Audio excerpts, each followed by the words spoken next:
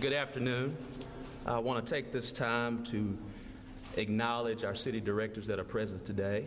City Directors Webb, Hines, Wright, as well as City Director Dean Compuris, who are all here today, and City Director Kathy Pett, had to look to my right, sorry about that, who are all here today, and we appreciate their servant leadership. Today we want to provide a few different updates. We want to continue to reiterate that there are no confirmed cases here in the city of Little Rock as well as Pulaski County. Currently, as of 9 a.m. today, persons under investigation by the Arkansas Department of Health include 3 individuals. There are now 103 individuals that are traveling that are monitored by the Arkansas Department of Health.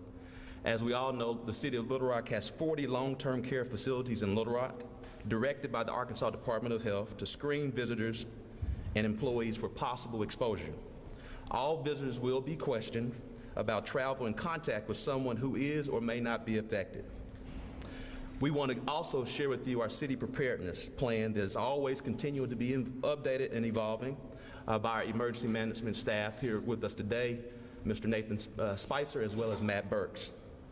In our city, we always want to ensure the continuity of essential services during a possible outbreak. In this plan, we always identify the essential functions as well as essential personnel. We want to ensure that the city of Little Rock and Pulaski County understands that we are here to protect our safety and productivity of working staff for the city of Little Rock, as well as our economy. We also want to identify alternative staffing solutions in case of a major staff reduction. Our city departments have already provided guidance from the CDC to our first responders as well as law enforcement. Today, because we want to have a proactive plan for the entire city. While the city of Little Rock has a preparedness plan for the city itself, we want to ensure that we maintain a vibrant economy. We will maintain all great tourism and attraction that we've always continued to aspire to have here in this great city. And by doing so, we want to continue to over-communicate and demonstrate our over-preparedness for the city of Little Rock. Today, we are convening our Little Rock COVID-19 task force. This task force will prepare a proactive plan for the entire city, just not City of Little Rock government functions. Today's chairperson of this COVID-19 committee is going to be City Director Dean Compuris. As well as there will be accompanying City Director Dean Compuris is our UAMS Chancellor Cam Patterson, who's represented today by Dr. Stephen Mehta, Dr. Jerry Jones, who is the Chief Medical Officer of CHI St. Vincent, Carti CEO Adam Head also will be represented by Dr. Susan DeLapp, Dr. Gary Wheeler, who is the Senior Medical Advisor to Secretary of the Arkansas Department of Health, Dr. Jerry Capoya, Vice President of Quality and Safety at the Arkansas Children's Hospital. Now we will have Dr. Stephen A. Mehta for an announcement about screening.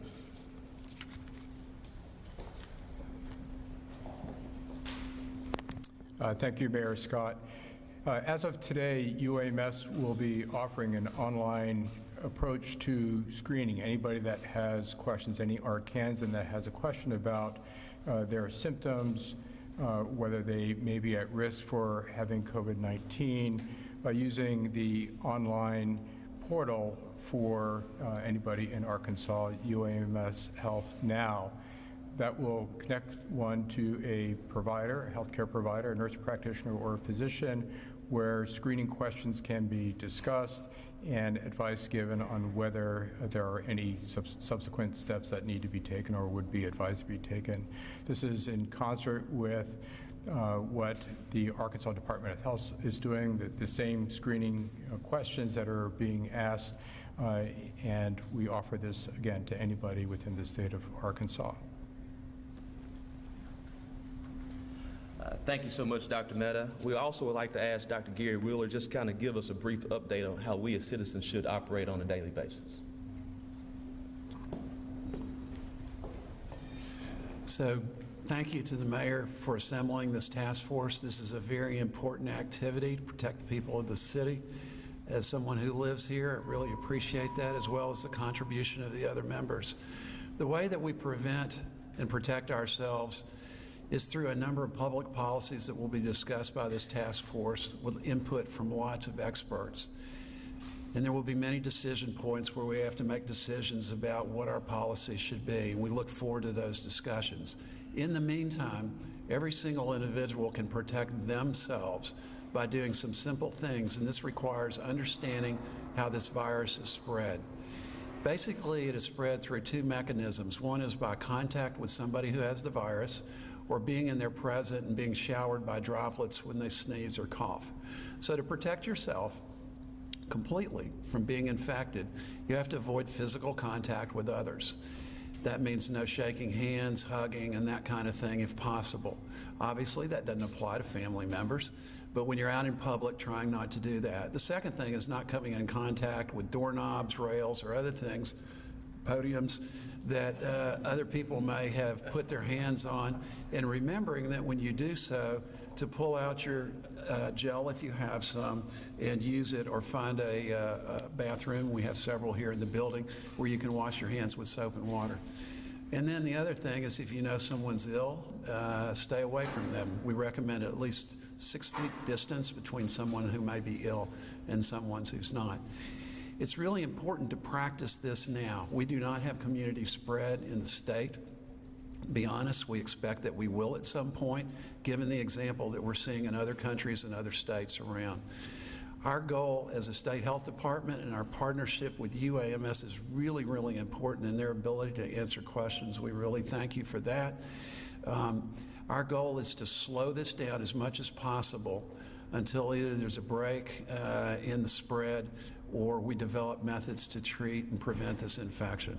So we ask every citizen of Little Rock to begin to practice these what we call social distancing practices, and practice that now so you've completely extinguished your handshaking reflex, which is really hard to extinguish. But try to do that now, and hopefully if every citizen pitches in, we can prevent the spread of this in Arkansas and in Little Rock.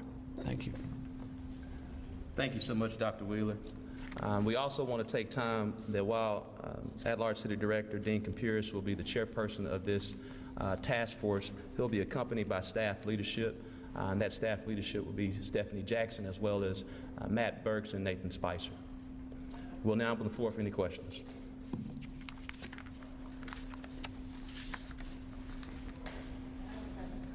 Yes, ma'am. So does the city have authority to mandate quarantine, or someone doesn't want to? I will have to ask Dr. Gary Wheeler, who's the secretary, the senior advisor to the Secretary of Arkansas Department of Health. So the state absolutely does have that authority, and we have already implemented it in at least a couple of cases. We would work again in cooperation with the city if there were folks that were identified for whom that quarantine was appropriate. Yes, sir. Mayor, with this particular task force, I guess I was informed that there is already a task force between the medical profession. So what will be different from that task force to this task force? One, coordination.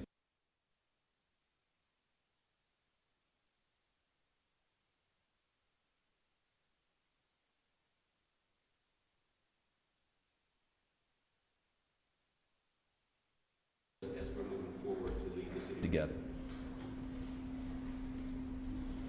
Yes, ma'am. Is there a time frame for the task force might release a plan or something like that? Well, the task force will begin early next week for the first meeting. Yes, sir. So for people who have, I guess, similar symptoms to the coronavirus, what should people do if they have, I guess, legit risks if they have those symptoms? Dr. Wheeler or Dr. Mehta? Oh, Dr. Mehta. The best thing to do would be to, if you have a concern, to call your physician or call the health department or UAMS or anybody else that has the ability, the knowledge to do the screening and help direct the individual to the next appropriate step. Going to the emergency room or an urgent care clinic, if you're not ill, may not be the best approach because person-to-person transmission, as Dr. Wheeler said, is really, really important. So doing that preemptory call to your healthcare provider, physician, nurse practitioner, the health department, UAMS would be the first most appropriate step, and then guidance would be advised to that individual. Well, I'm kind of glad you touched on that because I guess nationwide there's a situation situation where some doctor's offices are telling people that they don't have tests available, and so I'm not sure how would that relate to here in Arkansas.